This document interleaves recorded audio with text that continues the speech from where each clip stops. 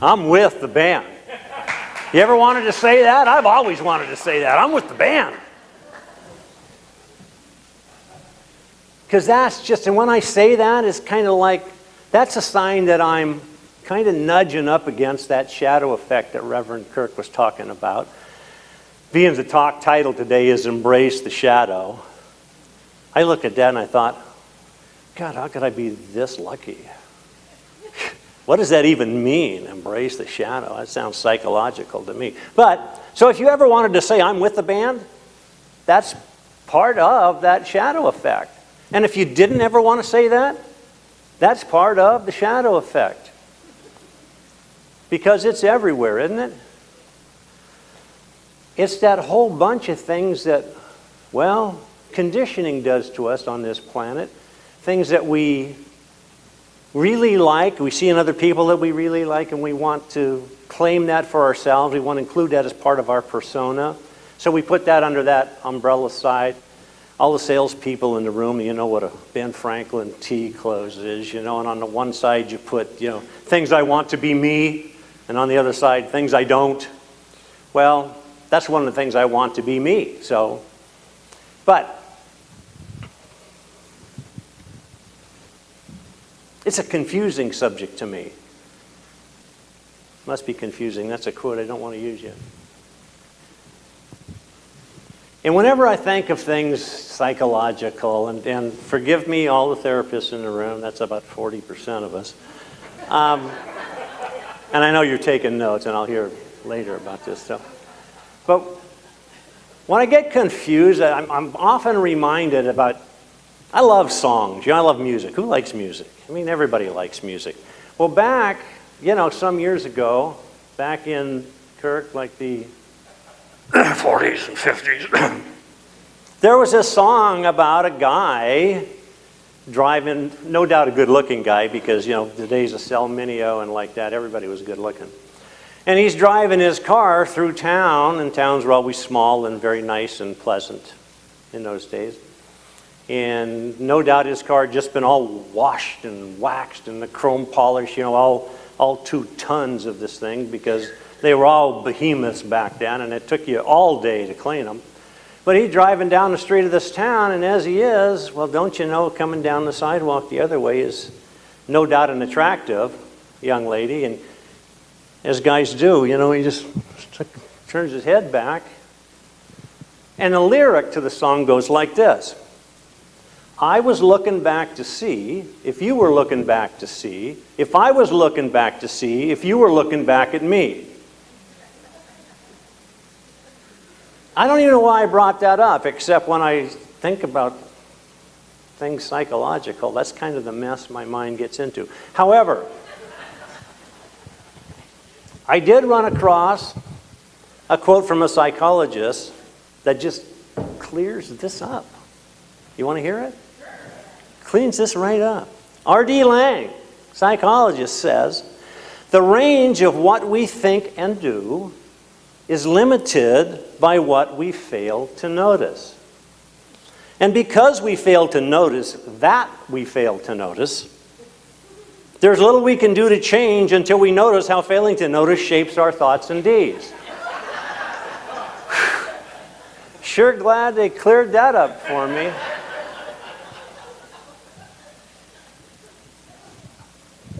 This can be pretty scary stuff, isn't it? And it's not always that we fail to notice. Sometimes it's we choose not to notice. You ever notice that? Happens to me. But it can be scary. It can be scary, but it doesn't need to be scary. But because it can be, let's talk about the scary stuff first. Because, you know, let's get that out of the way. I remember when I was a young child, you know, like 8 or 9 years old, my folks used to send the 4 of us siblings off, you know, Saturday morning. We'd jump on the crosstown bus. We lived in Vancouver, British Columbia, and we'd jump on the bus and we'd take it across town to our grandma's house. This, of course, no doubt, was so that they could, well, so that our parents could come to terms with that shadowy part of themselves. No doubt wanting to release that wild inner child and just get crazy without having to put up with 4 kids, the next morning. So we'd go to Grandma's house, and it was always the case that it was timed such that we got there like right at twilight, just as the sun was going down.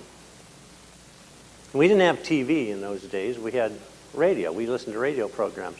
And one of the programs we listened to just happened to come on at about the time the sun was going down.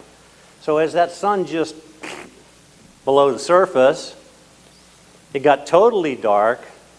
The radio was already on, and the commercials now were over, and this deep bass voice came over across the air. And we're laying there on this big old hook rug in the middle of the floor, and it's pitch dark. And this voice says, "Who knows what evil lurks in the mind of men? The shadow knows." Holy camulli. Really? Why do you do that to yourself when you're like 8 years old? I don't know. I guess because you can. But we didn't have to stay there and be scared by this. And we didn't always, because every once in a while we'd get up and go watch a movie. Of course, our favorite movie at that time was Dr. Jekyll and Mr. Hyde. Dr. Jekyll, the prominent British physician, and he mixed himself up this little potion because he wanted to get in touch with his shadow self. He wanted to embrace the shadow. So he mixed up this little potion that he could drink a little bit of it and release his wild, inner, crazy guy. And maybe it was okay at first. I'm sure it probably was. He was probably dashing and debonair and out there, cutting a fine figure. But it got ugly rather quickly. He got murderous, and it just didn't end well, okay? This guy turned into kind of like a devil. The good news is, we know in our teaching that there really is no such thing as a devil. I'm reading this book called, coincidentally, The Shadow Effect, and it was co-authored by Deepak Chopra, Debbie Ford, and Marianne Williamson. Marianne Williamson, of course, is, a huge icon in the Course in Miracles world. And she says, we know in this teaching, and especially we know from the Course, that there is no such thing as a devil. There's no devil. That's just all in my mind. And she said, oh my God, it's in my mind? What worst possible place could it be than in my mind? That's today. I have another quote here that I have to read you because this is kind of lengthy, but bear with me because it really brings to the fore this whole thing called the shadow effect. This was written by a minister and author named William Law from his Grounds and Reasons of Christian Regeneration, written in 1739. So this is not a new thing.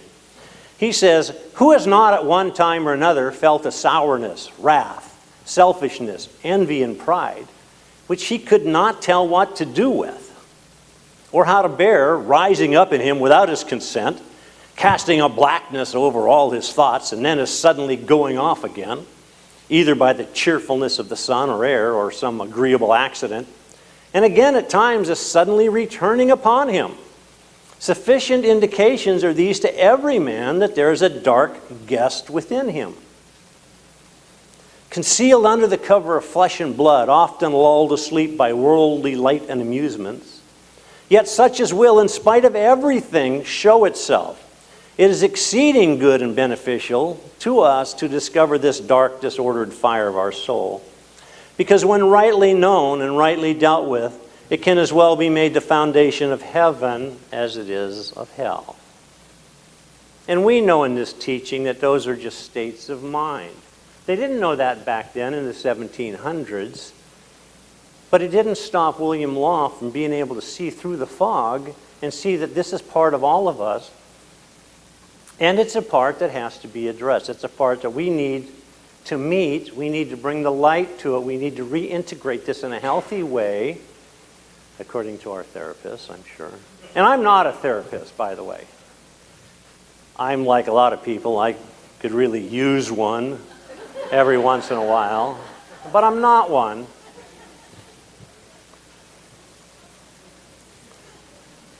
But I do know this. I know that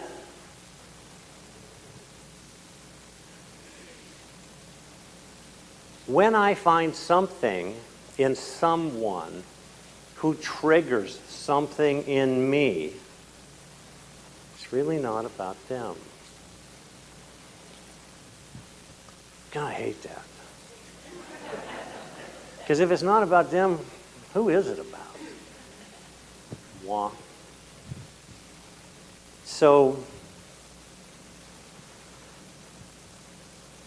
a dear friend of mine uses a quote, or at least used a quote, that I just love, and I've just stolen it unashamedly, undeniably, just grabbed it from my very own. But I do give her credit for it. And that's our own congregant, Arlene Hodges, when she said one day, and I'll never forget, she said, you know what? There's something about that person that I just don't like about me. And I thought, thank you, Arlene. I really needed that. I really needed to know it was me. Those things that I don't like that really trigger me. You know, we know lots of things happen in the course of every day, you know, that have no effect on us at all. We don't even think about them. They just kind of roll right off us. But when something does take an effect, when something does just light your fire, when something lights you up, pushes your button, as we say, there's got to be a reason for it. It's because that's part of you that you didn't put on the Ben Franklin clothes under things I want to be me. You put it on the other side. And actually, you didn't really put it on the other side. We don't do that. We stuff those things down. We push them out of sight. We hide them. I'm not in Alcoholics Anonymous, but I have friends who are, and I know that they have a saying there. It goes like this: if you spot it, you got it. But yet, my very favorite colloquialism about this comes from that inimitable Reverend Ike. And he says, that dog that bites you is you.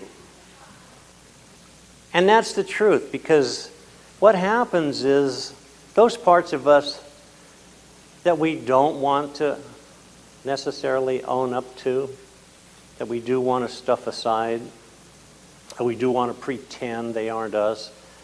And some of them are just benign. Some of them are just harmless. Some of them just don't matter.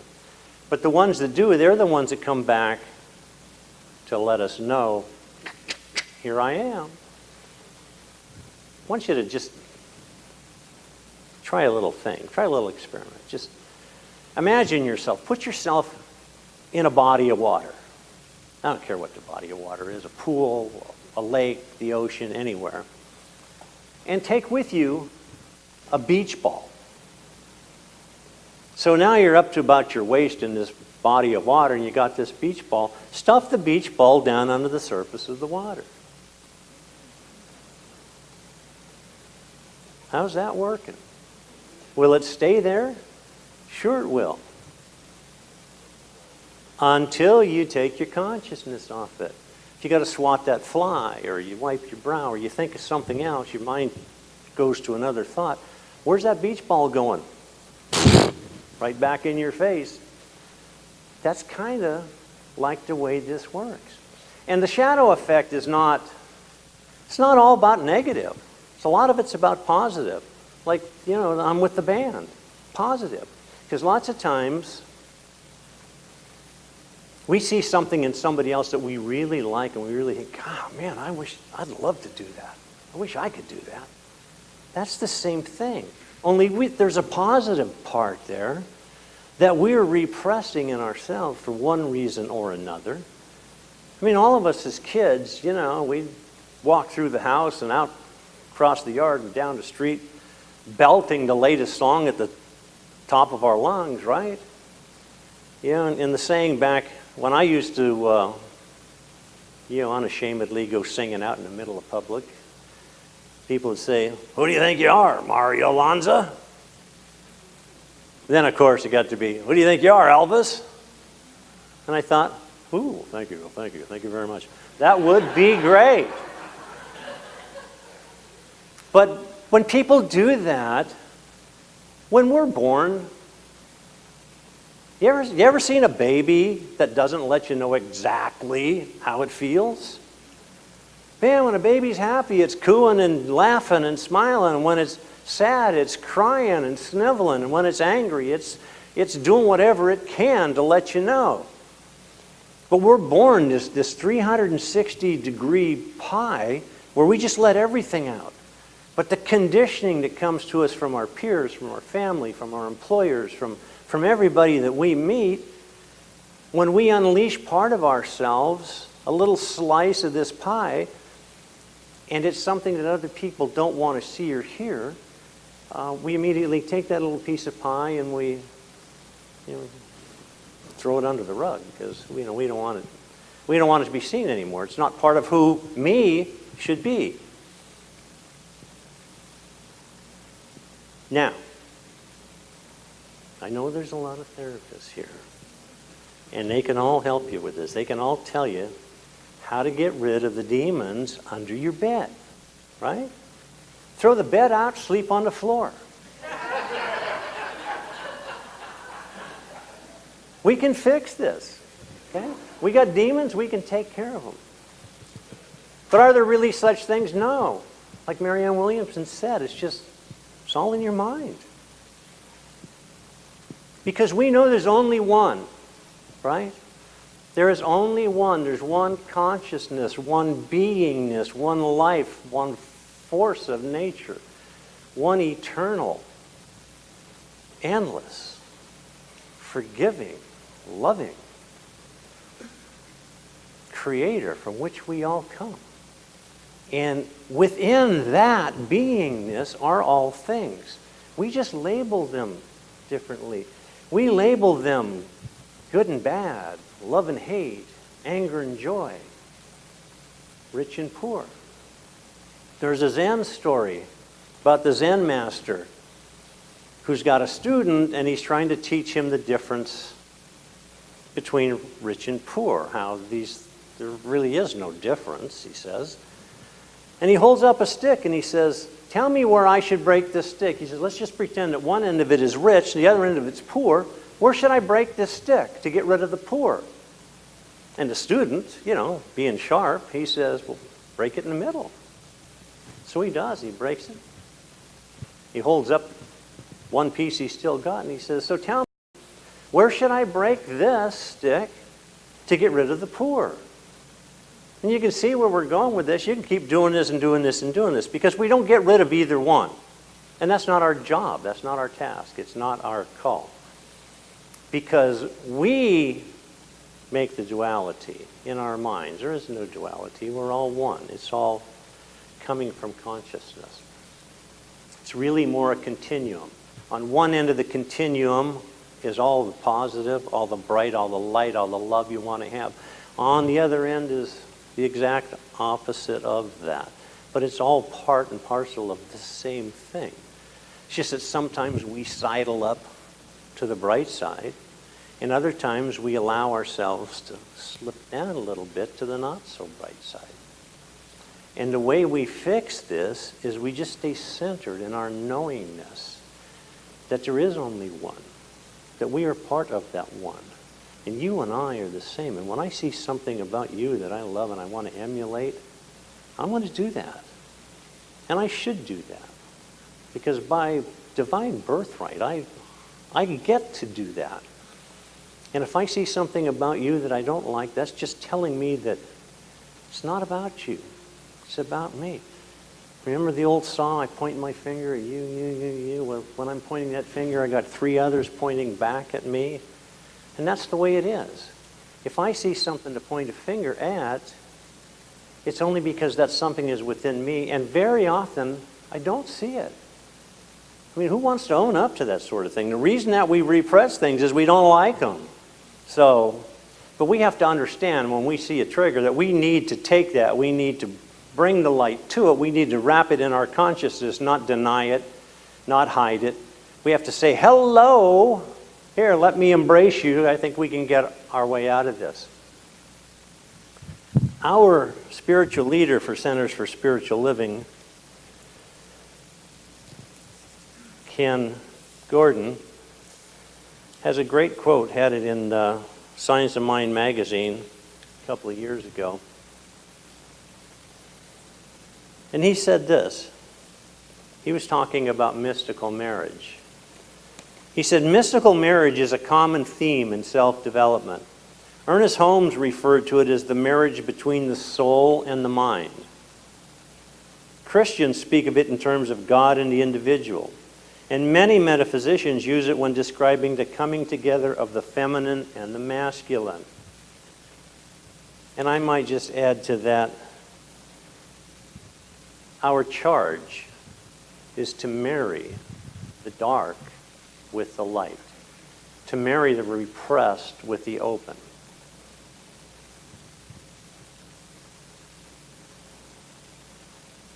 So, if we could, I invite you to just take a second and just go within yourself, and let's just know together that in this oneness, this consciousness, this spirit, from which all things come and within which all things live and move and have their being, I know that I am part and parcel of this, that I am an expression of God. I am God, being God as me.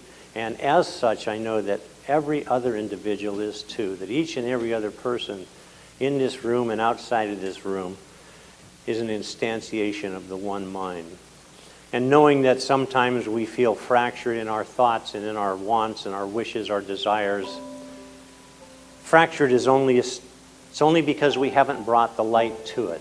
When we bring the light into our consciousness to embrace these seemingly untoward patterns that from time to time pick up, we then reintegrate them wholly into our system, making us whole, complete, and perfect beings. Releasing that vitality, that life force that is ours, because we are expressions of the divine. And knowing that we just bring the light to the shadow and make everything bright. And at any time we can return to that part of the spectrum that is the positive, that is light, that is the brightness that we are.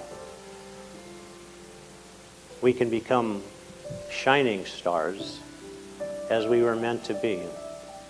Knowing this is the case, it's just with great thanks that I just release this word into the law, knowing that as I do, we are already that bright, integrated consciousness. I just release this word into the law that knows only to say yes. Yes, you are. Yes, I am. Yes, we are. I release it, I let it go. And we anchor this by saying together, so it is. Namaste. Thank you very much.